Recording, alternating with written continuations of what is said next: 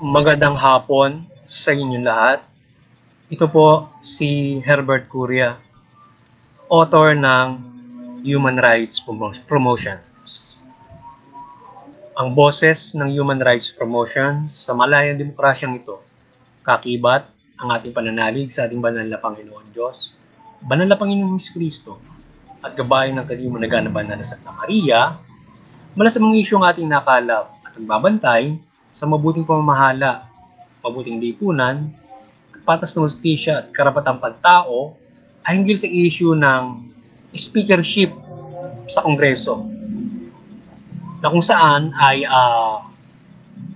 nang malukulok si Representative Peter Alan Cayetano of Pateros, Taguig Pateros, na siyang kasalukuyang speaker ngayon, ay nagkaroon ng term sharing with Representative of Marinduque, Representative Alan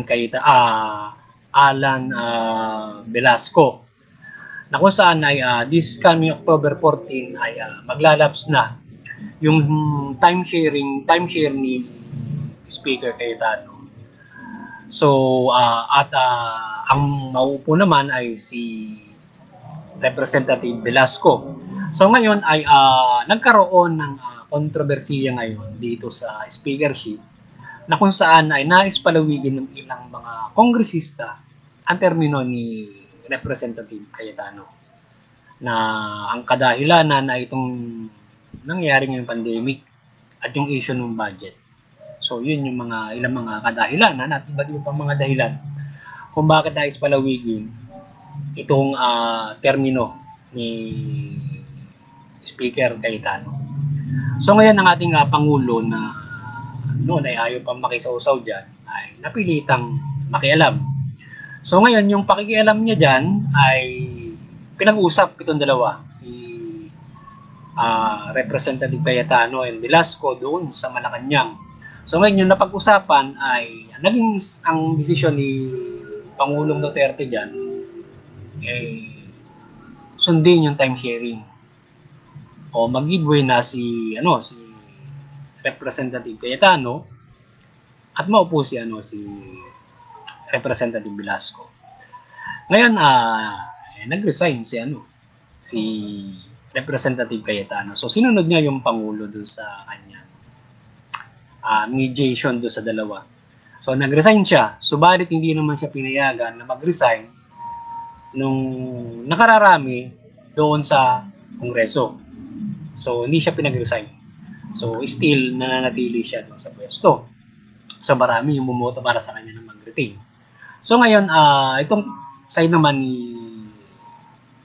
Representative Velasco ay nais pa bakante yung posisyon at sila ay positibo na mananalo ngayong October 14 o sila ay iluluklok ng Kongreso o iluluklok siya ng Kongreso at ng mayorya bilang speaker. So yun yung kanyang pananaw.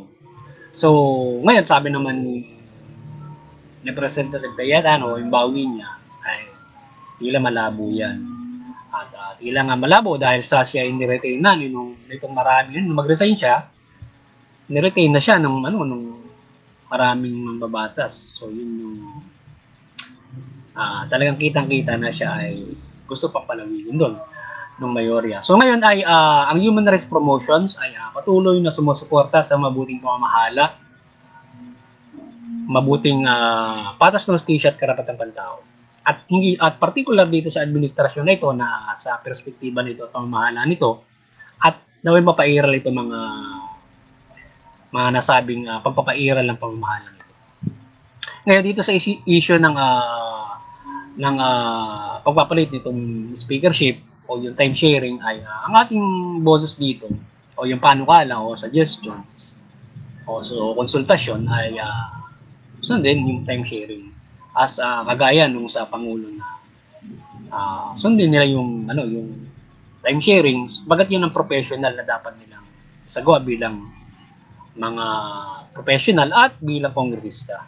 So mahalaga yun yung kanilang professionalismo. At ginawa naman ni Representative Cayetano yun. So, nag-resign nga siya. Kaya lang, dapat kasi yung mangyayari din, yung buong Marioria ay yung mga kongresista na nag-umayag dyan sa time sharing na yan, dapat ano yan iluluklok nila si Representative Velasco sa October 14 at susuportan nila yung sa majority votes yung nais nila na napagkasunduan. So, aabay sila doon sa kasunduan bilang kapartido at kamayorya na naluklok sa kanila ron o pumayag din sa time sharing niya. Ngayon ay siguro ito yung mababago according to, pero mahalaga na yung mayorya sumunod doon sa time sharing niya. Pero nasa mga kamay pa rin nila yan bilang demokrasya diyan sa sa paglalagay ng speaker diyan o pinuno ng Kongreso ay nasa sa mga mambabatas, sa lahat ng mambabatas, hindi lang sa mayorya. So ngayon ay sana ay pumili kayo ng wasto o sana ay gawin nyo yung wasto at karapat-dapat ngayong October 14 hinggil dyan sa usapin na yan, doon sa time sharing na yan at inyong nais na iluklok dyan. Ngayon doon sa nangyayari ngayon na pagpapalit niyan, atin mo nang tingnan paano ba iluluklok ang isang speaker. So yung pagluluklok ng isang speaker, ito ay majority win. Simple as that. Kung napagkasunduan na iboto as roll call ng buong Kongreso ang isang nominado ay yon ang maluluklok. So ngayon si Representative Velasco, ngayon darating na October 14, kapag siya ay hindi nanalo sa mayorya o yung ang boto ay hindi pumapabor na siya yung maupo ron, halimbawa 10 ay ang bumoto sa kanya 4, 6 yung hindi. So hindi siya mauupo. Ang tingin natin, may re-retain yan kay Representative Cayetano or pipili ng ibang representative para iluklok doon. Kung hindi papabor yung mayorya na siya ay mailuklok. Kaya nga ang mangyayari, sa tingin ko, mariretain kay Representative Cayetano yan, doon pa lamang sa pagre-resign niya na hindi na siya pinayagan. So yun yung sa tingin ko na maaaring mangyari. Unless magpaka-professional yung mayorya ng Kongreso at mag-favor voting sila doon sa time sharing. So, yun. Respeto nila yung time sharing na. Hindi lang ng dalawa, ng buong mayorya na pumayag doon o kung ano mang usapin dyan. Kaya man, syempre, may demokrasya dyan na nasa sa mga individual na pagpapasya pa rin. Pero, siguro mahalaga yung yung usapin o yung agreement. Mahalaga rin yun para matingnan yung genuinity at accountability ng Kongreso na o yung mayore o yung partido. Medyo kung sa partido yun medyo parang itong partidong ito ay medyo mayroong may problema sa kanilang mga usapin. So may tablahan, ika nga. So, dapat solid yung partido or multi-sectoral o alyansa, coalition pa yan. So, dapat ganun. Pero kung hindi yan, depende naman siguro, ang ginawa siguro dahil may dahilan sila na dinedepende nila doon sa pangyayari na dahil sa pandemic at budget. So, kung ito ay it is a very rational thing, so why not? Kung dapat naman talaga na mayroong katuwiran para extend at hindi naman tatanggalan talaga itong isa ng space para magkaroon ng speakership doon. So sana magkaunawaan sila ron, magkaintindihan sila at mapagkasundo lang yung dapat na mangyari doon sa speakership na yan. So muli ay sana ay gabayan ng ating Manala Panginoon Diyos yung nangyayaring yan at ipinapaalala sa ating Kongreso na abay, isipin din yung ibang mga gawain, hindi lang siya pumokus. Pagkata kumukuha ng oras yan, yung mga usapin na yan doon sa Kongreso. So maraming gawain ng Kongreso, hindi lang yan. So pare-pares naman sila magagaling doon. So ngayon ay,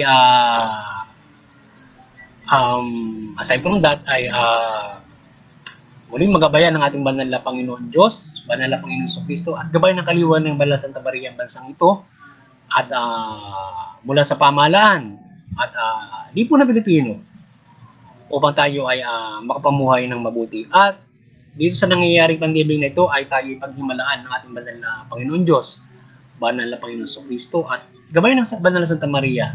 Ang bansang ito ay hindi tuluyang ilugmok o i-devastate ng pandemic na ito. At tayo ay makabangon muli at hindi marami sa atin ang halos hindi tayo dapat mapinsala ng gusto nitong pandemic na ito. Tayo ay adya ng mahawa rito. Sa pandemic na ito tayo ay adya na sa kamatayan mula dito sa pandemic na ito. At tayo ay makapamuhay muli ng panibago. Sana ipagpatawad ng ating banal na Panginoon ano man naging pagkakasala ng mga kung sino man tao sa bansang ito. At siya ay bigyan ng pagkakataon na hindi mahawa ng pandemic nito at siya ay mapinsala nito. So yun lamang, magandang hapon sa inyo lahat at naway nakapagsaboses naman ang Human Rights Promotions sa linggong ito ng karapatang pantao at objektiba nito para sa mabuting pamamahala at patas ng hustisya at objektiba ng ating Human Rights Promotion. Yun lamang, magandang hapon sa inyo lahat at God bless you.